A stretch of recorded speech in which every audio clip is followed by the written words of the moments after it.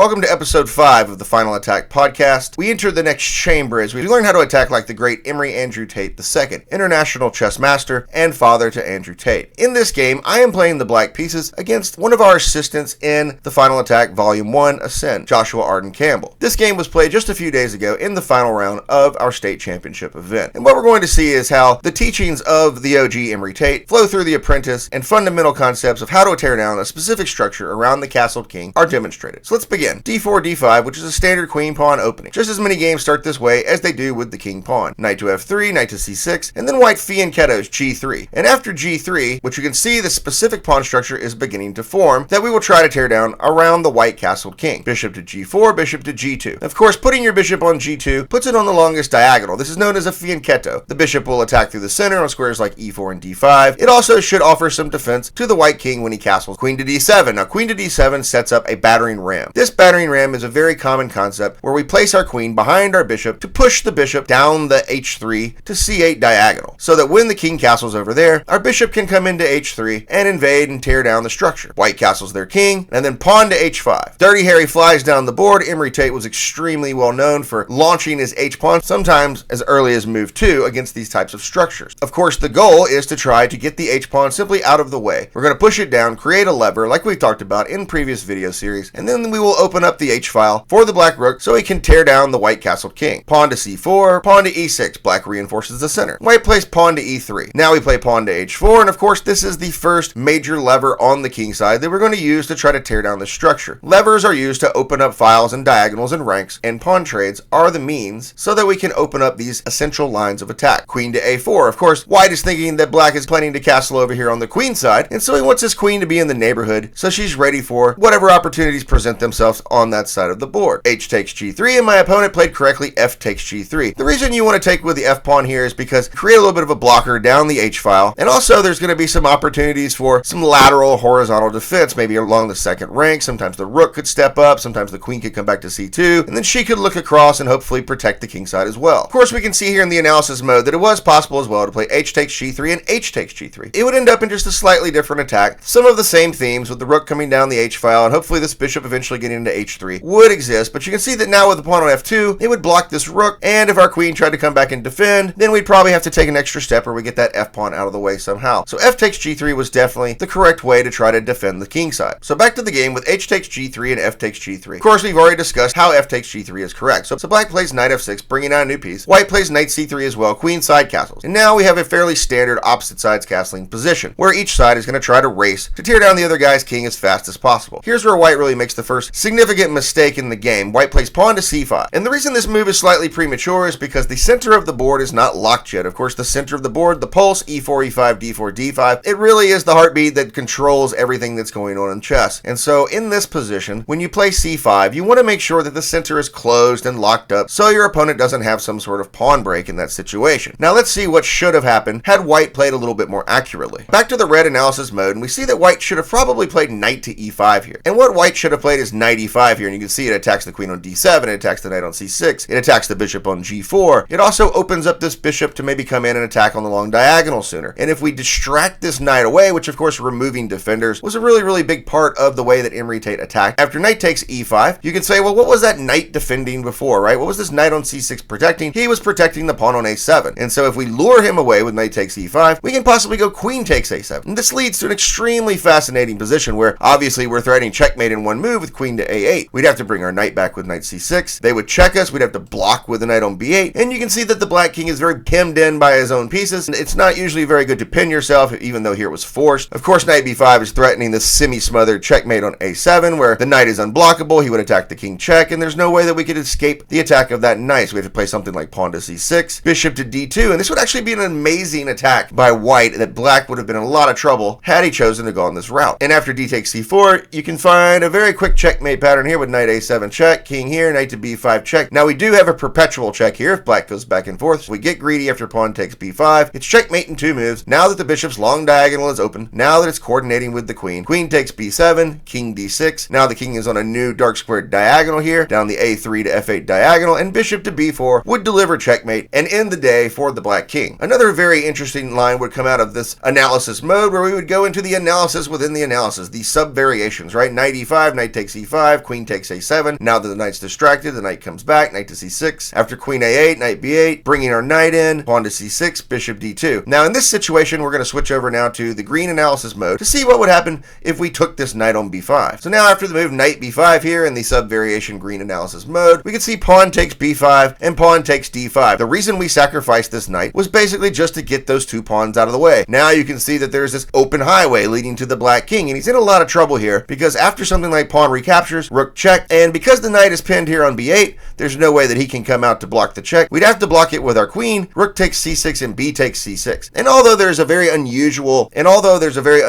material imbalance here, right? White has a queen and a pawn, black has a rook and two minor pieces. It's still very, very dangerous for the black king, and he would be in a lot of trouble. All right, now let's return back to the original game. Black has just played queenside castles, and white made the slight inaccuracy c5, trying to launch the attack on the wing before the center was settled. So we play bishop takes f3, removing a defender from the square e5, and after the bishop recaptures, and we play pawn e5, which of course is supported by our knight. The other key to this idea is that the queen on d7 is now reaching down here, and she's attacking the h3 square, where she will create a new battering ram down the h-file that became open when we launched Dirty Harry down the board in the beginning to get the h-pawn lever out of the way. And here we probably should have played something like bishop to g2 to try to keep this queen out, but white played rook to f2. Queen invades on h3, and white continues the plan to try to launch an attack on the queen side and go after the black castled king. But here now the problem is that the queen on a4 is no longer guarding the pawn on d4, so after e takes d, knight takes d4, we are simply winning a key center pawn, and our knight is also now eyeing the squares like f3 and e2, and maybe it will be able to come over here and attack in the future. One of the things in this position that is also quite annoying for the white pieces to deal with is that this rook is a tied down piece, right? It has to stay there and defend the h2 pawn. If it tries to move away, then the black queen is going to bust through on h2. So white isn't able to play something like queen takes a7 here because we would just get rid of the bishop check, luring the rook away, and then the white king would be in a lot of trouble. So white plays bishop to d1, saving the bishop, and now we play a very powerful move, right? The strongest attacking pieces in chess are the heavy pieces, right? That's the queen, like our queen on h3, backed up by the rook on h8. And of course, if we could get this rook on d8 in the game, then I think it would be all over because the black pieces are just going to swarm the white castled king now that we've destroyed that advisor structure. So rook to e8, this is now eyeing a back rank checkmating idea. We have to play bishop d2 to guard it. And here black plays knight to c6, simply backing up, protecting the a7 pawn again, getting ready to launch this guy down the board, making sure there's no funny business here with my rook lined up with the queen. So an even more interesting move than knight c6 that was played in the game is rook to e6, which again is sort of luring your opponent into taking this pawn, because after queen takes a7, then we have the extremely bone-crushing rook a6, and the black queen finds herself too far behind enemy lines. There's no way she can escape, and she's simply trapped. And of course, if we go back to the move after rook to e6, this is also a very useful rook lift. So now, not only is our rook attacking down the e-file still, he's now attacking horizontally along the bridge on the 6th rank for black, and he may lift up and over and become very, very powerful down one of these future